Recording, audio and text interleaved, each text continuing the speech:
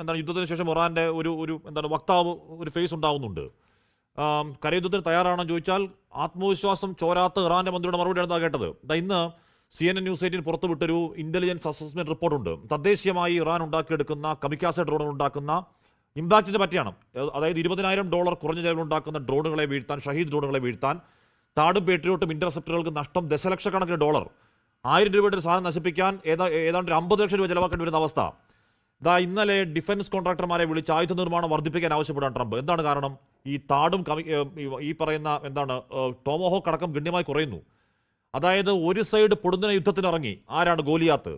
മറു സൈഡ് കാലങ്ങളായി കാത്ത് പ്രിപ്പയർ ചെയ്ത യുദ്ധം, ആരാണ്? ദാവീദ്. അതല്ലേ യാഥാർത്ഥ്യം, ശ്രീ നിർമ്മൽ എബ്രഹാം? അല്ല, ഇവിടെ തീർച്ചയായിട്ടും ഒരു ഗ്രൗണ്ട് ഇൻവേഷൻ ഇറാനിലോട്ട് പോകുന്നത് ശരിക്കും വിനാശകരമായിരിക്കും അമേരിക്കയെ സംബന്ധിച്ചിടത്തോളം. കാരണം നമ്മൾ മുമ്പും പറഞ്ഞിട്ടുണ്ട്, ഇറാഖോ ആകപ്പാടെ ലിബിയ മാത്രമാണ് സൈസുള്ള ഒരു രാജ്യം. പക്ഷേ ലിബിയക്ക് ഇത്രയും വലിയൊരു മിലിറ്ററി സ്ട്രക്ചറോ IRGCയോ ഒന്നുമില്ല. അവിടെ ഇൻറ്റേർണൽ കോൺഫ്ലിക്ട്സ് ഓൾറെഡി നടക്കുന്നുണ്ടായിരുന്നു. പക്ഷേ ഇവരെ സംബന്ധിച്ചിടത്തോളം ഒത്തിരി പ്രയാസമാണ്. ഗ്രൗണ്ട് ഇൻവേഷൻ ഇറാനിൽ നടത്തുക എന്ന് പറയുന്നത് വിർച്വലി ഇമ്പോസിബിൾ ആണ്, അൺലെസ് അമേരിക്ക അതിന് മുമ്പ് തന്നെ എയർ സ്ട്രൈക്കുകൾ വഴി മാരകമായ ഡാമേജ് ഏൽപ്പിക്കുക, IRGCയുടെ തലപ്പത്തുള്ളവരെ കുന്നുകളയുക എന്നൊക്കെ ചെയ്ത് കഴിഞ്ഞാൽ പോലും ബുദ്ധിമുട്ടാണെന്നാണ് ഞാൻ കരുതുന്നത്. പക്ഷേ ഇവിടെ ട്രംപിൻ്റെ ഗോള് ഒരു പക്ഷേ, അദ്ദേഹം പല ഗോളുകൾ പറയുന്നുണ്ടെങ്കിലും ഒരു കാര്യം നമ്മൾ ചിന്തിച്ച് നോക്കിയാൽ, ഈ പറഞ്ഞ് കയറി ഇറങ്ങിയ സ്ഥലങ്ങളിലൊക്കെ, ഇപ്പോൾ ഇറാഖ് ആയിക്കോട്ടെ, അഫ്ഗാനിസ്ഥാൻ ആയിക്കോട്ടെ, ലിബിയ ആയിക്കോട്ടെ, ഇവിടെയൊക്കെ ചെയ്തപ്പോൾ അവസാനം സംഭവിച്ചത് എന്താണെന്നുള്ളത് ഇതിന് മുമ്പത്തെ പാനലിസ്റ്റുകളും പറഞ്ഞു. അവിടെയെല്ലാം ഒരു ഇൻസെക്യൂരിറ്റി ഉണ്ടാകുന്നു, ഇൻറ്റേർണൽ കോൺഫ്ലിക്ട്സ് ഉണ്ടാകുന്നു, ആയുധ ശേഖരങ്ങൾ തുറന്നിട്ടിട്ട് പോകുന്നു, അങ്ങനെ ടെററിസ്റ്റ് ഗ്രൂപ്പുകൾ ഉണ്ടാകുന്നു. ആ ടെററിസ്റ്റ് ഗ്രൂപ്പുകളെ ഫൈറ്റ് ചെയ്യാൻ വേണ്ടി മറ്റ് ടെററിസ്റ്റ് ഗ്രൂപ്പുകളെ അമേരിക്ക ഉണ്ടാക്കുന്നു. അങ്ങനെ വന്നപ്പോഴത്തേക്ക് ഈ രാജ്യങ്ങളുടെയൊക്കെ അവസ്ഥ ശരിക്കും പറഞ്ഞാൽ ഇപ്പോൾ എന്താ? പരാജയമാണ്.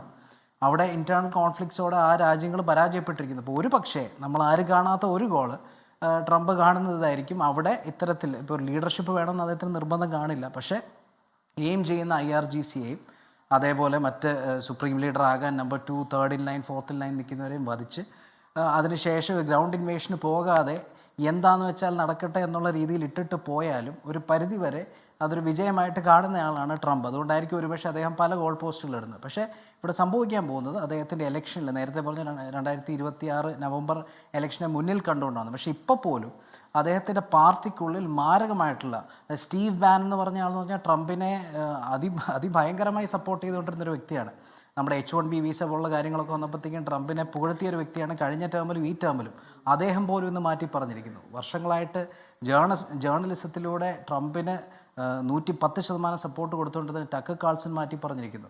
അവിടെ ബ്ലെക്സിറ്റ് പോലുള്ള സംഘടനകൾ രൂപീകരിച്ച കാൻഡസ് ഓവൻസ് എന്ന് പറഞ്ഞ കറുത്ത വർഗ്ഗക്കാരിയായിട്ടുള്ള ഒരുപാട് ഫാൻ ഫോളോയിങ്, പ്രത്യേകിച്ച് കറുത്ത വർഗ്ഗക്കാർക്കിടയിൽ ട്രംപിൻ്റെ വോട്ട് വർദ്ധിപ്പിക്കാൻ സഹായിച്ചൊരു വ്യക്തിയാണ് കാൻഡസ് ഓവൻസ്. അവർ മറിച്ച് പറഞ്ഞിരിക്കുന്നു.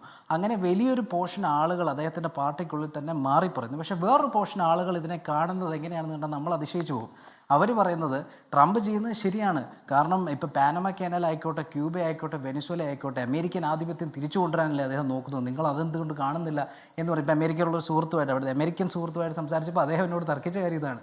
അത് നിങ്ങൾ കാണുന്നില്ല. കാരണം വെനിസ്വേല നമ്മൾ പിടിച്ചെടുത്തപ്പോഴത്തേക്കും അവർ രഹസ്യമായിട്ട് ചൈനയ്ക്കും റഷ്യയ്ക്കും ഇറാനും ക്യൂബയ്ക്കും കൊടുത്തുകൊണ്ടിരുന്ന ഓയിൽ നമ്മൾ നിർത്തി. ഇന്ന് നിങ്ങൾക്ക് ഈ ക്രൈസിസ് വന്നപ്പോൾ ഞങ്ങൾക്ക് ഈ ഓയിൽ തരാൻ പറ്റുന്നുണ്ട് എന്ന് പറഞ്ഞു. അപ്പം ഞാൻ ചോദിച്ചത് നിങ്ങളുടെ ഗുണത്തിനല്ലേ? ഇപ്പം അമേരിക്ക ഇത് മൾട്ടി ഫ്രണ്ടലായിട്ടാണ് കാണുന്നത്. ഒരു വശത്ത് ഇസ്രായേലിന് വേണ്ടി എന്ന് പറഞ്ഞുകൊണ്ട് ഇറാനെ തകർക്കുന്നു, മറുവശത്ത് ഈ തകർച്ച ഉണ്ടാകുമ്പോൾ അവർ ഗെയിൻ ചെയ്യുന്ന പല രൂപത്തിൽ. ഇപ്പം നേരത്തെ മേരി മാഡോയുടെ ക്രൂഡ് ഓയിലിൻ്റെ കാര്യം സൂചിപ്പിച്ചു. ഈ ക്രൂഡ് ഓയിലിൻ്റെ ഇഷ്യൂ ബാധിക്കുന്ന ഒരുപാട് രാജ്യങ്ങൾ സൗത്ത് ഈസ്റ്റ് ഏഷ്യയിലുണ്ട്. അതിൽ തന്നെ പല രാജ്യങ്ങളും ആദ്യം നേരെ പോയിരിക്കുന്നത് ഇപ്പോൾ അമേരിക്കയുടെ അടുത്താണ്. ഗ്രാജുവലി ഇത് എന്ന് നിൽക്കുമെന്ന് ഉറപ്പില്ലാത്തതുകൊണ്ട് ഇപ്പോൾ ഇന്തോനേഷ്യ കഴിഞ്ഞ ദിവസം പറഞ്ഞിരുന്നു മിഡിൽ ഈസ്റ്റിൽ നിന്നുള്ള എണ്ണ ട്രേഡ് ഞങ്ങൾ നിർത്തുവാണ്, അമേരിക്കയായിട്ട് ആശ്രയിക്കാൻ പോകുന്നു എന്ന് പറഞ്ഞു. സൗത്ത് കൊറിയ മിക്കവാറും അങ്ങോട്ട് തന്നെ പോകാൻ സാധ്യതയുണ്ട്. ജപ്പാൻ സാധ്യതയുണ്ട്. ഇന്ത്യയും ഏറെക്കുറെ സാധ്യതയുണ്ട്. അപ്പോൾ അതുകൊണ്ട് അമേരിക്കയ്ക്ക് ഇത് ഗെയിനാണ്. അത് ക്രൂഡ് ഓയിലിൻ്റെ കേസിൽ മാത്രമല്ല, ഇപ്പോൾ LPG, ഇപ്പം സ്ട്രേറ്റ് ഓഫ് ഹോർമൂസിൻ്റെ കാര്യം കൂടെ ഞാൻ പറയാം. നേരത്തെ ക്രൂഡ് ഓയിലിൻ്റെ കേസിൽ നമ്മൾ പറഞ്ഞു ഇവിടെ ഉള്ളവർക്ക് ടെൻഷനുണ്ട്. ക്രൂഡ് ഓയിൽ മാത്രമല്ല, LPGയുടെ ഇന്ത്യയുടെ നീഡിൻ്റെ 60% വരുന്ന ആ വഴിയാണ് LNG. അതായത് നമ്മുടെ ഫെർട്ടിലൈസേഴ്സ് ഉൽപ്പാദിപ്പിക്കാൻ സഹായിക്കുന്ന ഇൻഗ്രീഡിയൻ്റ് ആയിട്ടുള്ള LNG.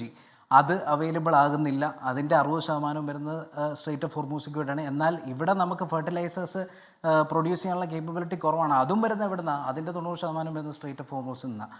യൂറിയ, അമോണിയ, സൾഫൈറ്റ് പോലുള്ള. അപ്പോൾ ഇതൊന്നും നമുക്ക് നേരിട്ട് കിട്ടുന്നില്ല. ഇത് കൂടാതെ methanol, NGL natural gas liquids, അതായത് പ്രൊപ്പെയിൻ, ബ്യൂട്ടെയിൻ, ഈത്തേൻ എന്നൊക്കെ പറഞ്ഞ് ഇതൊക്കെയാണ് നമ്മുടെ ഇന്നിപ്പോൾ കത്തി നിൽക്കുന്ന മാർക്കറ്റ്. ഇപ്പോൾ സിന്തറ്റിക് റബ്ബർ കാരണമാണ് ഇപ്പം MRFും സിയറ്റും അപ്പോളോയും പോലൊക്കെയുള്ള കമ്പനികൾ സിന്തറ്റിക് റബ്ബറാണ് ഉപയോഗിക്കുന്നത്. അവർക്ക് വലിയൊരു അടിയാണ്. പ്രൊപ്പെയിൻ ആയിക്കോട്ടെ, പ്ലാസ്റ്റിക്കുകളുടെ സെഗ്മെൻറ്റിൽ ഏറ്റവും അത്യാവശ്യമായിട്ടുള്ളൊരു NGL ആണ്. അപ്പോൾ ഇതെല്ലാം പല രീതിയിൽ ബാധിക്കുന്നുണ്ട്. നമ്മളെ ക്രൂഡ് ഓയിൽ മാത്രമല്ല, LPG, LNGയും എല്ലാം നമുക്ക് ഷോർട്ടേജ് വരുന്നുണ്ട്. അവിടെയൊക്കെ നമ്മൾ എങ്ങോട്ട് പോകണമെന്നാണ് നോക്കുന്നത്. നമ്മൾ കൃത്യമായിട്ട് നോക്കും. മുന്നോട്ട് പോകുമ്പോൾ ഇത് മുന്നോട്ട് പോയി കഴിഞ്ഞാൽ ഇന്ത്യ അമേരിക്കയെ ആശ്രയിക്കും, മറ്റ് രാജ്യങ്ങളും അമേരിക്കയെ ആശ്രയിക്കും. അവിടെയും ട്രംപ് ലാഭം കൊയ്യാൻ നോക്കുകയാണ്. അപ്പോൾ ഒരു വശത്ത് ജീവനുകൾ കൊയ്തെടുക്കുന്നു, മറുവശത്ത് ലാഭം കൊയ്തെടുക്കുന്നു എന്നുള്ള സ്ട്രാറ്റജിയാണ്. അൺഫോർച്ചുനേറ്റ് ആണ്. പക്ഷേ ഇത് നേരത്തെ ശ്രീ ഡിന്നി പറഞ്ഞ പോലെ ഇതിൻ്റെ അത് ട്രംപ് മാത്രമാണ് തീരുമാനിക്കുക എന്ന് പറയുന്നത്. മറ്റാരും തീരുമാനിച്ചാൽ യുദ്ധത്തിന് അവസാനം ഉണ്ടാവുമെന്ന് തോന്നുന്നില്ല. ഓക്കെ, ലോകത്തെവിടെയായാലും ഏത് സമയത്തും 24 വാർത്തകളും ഓഗ്മെന്റഡ് റിയാലിറ്റി പാക്കേജുകളും എക്സ്പ്ലെയിനറുകളും വിശദമായി കാണാൻ ഞങ്ങളുടെ യൂട്യൂബ് ചാനൽ നിങ്ങൾക്ക് സബ്സ്ക്രൈബ് ചെയ്യാം.